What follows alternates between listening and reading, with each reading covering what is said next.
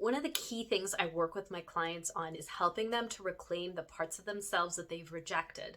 Because at some point or another, they've been taught that those parts were not in alignment or not acceptable to the status quo of society, culture, or family from which they came.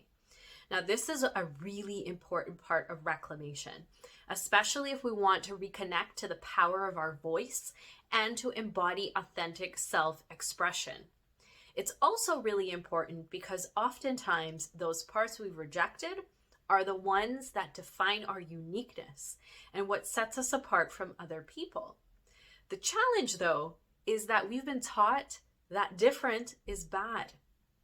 Now, how many times have we not come across that storyline in various media we consume where different or other is vilified or is ostracized or is excluded or is, scorned?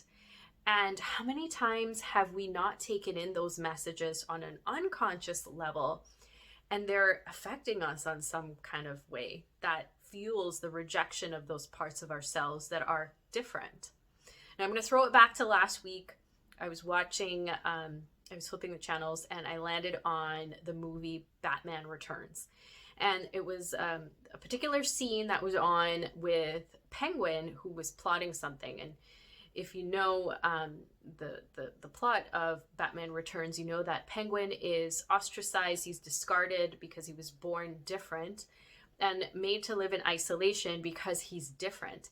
And as different, he's the main villain in the movie. And I started thinking about how many times have we seen this storyline? And I thought of another film that had a similar theme, and that's Edward Scissorhands. And if you've seen Edward Scissorhands, you know exactly what I'm talking about.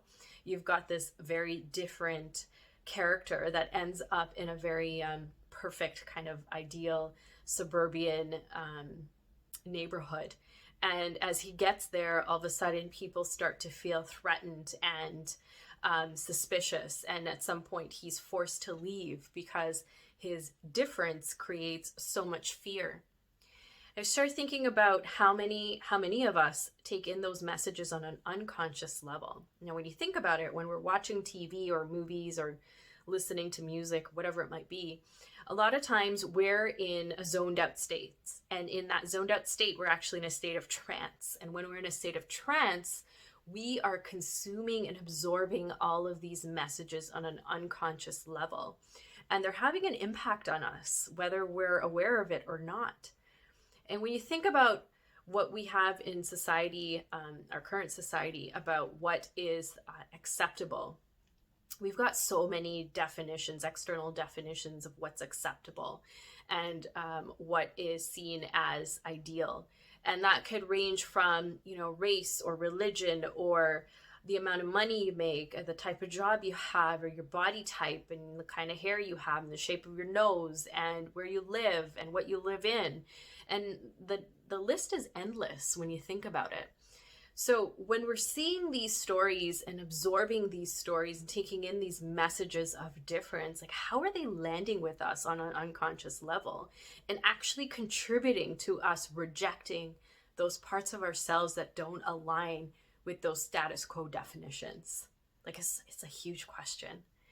And so what I'm doing this year, and I challenge you to do the same, is to start becoming a more conscious consumer of media and the messages that we're taking in, and really start understanding and asking questions about how are those messages affecting me? How are they helping me, or how are they limiting me and my perception of myself in relation to what's out there? So I'd love to hear your thoughts on this. Feel free to drop a comment. I'm happy to respond and have a discussion.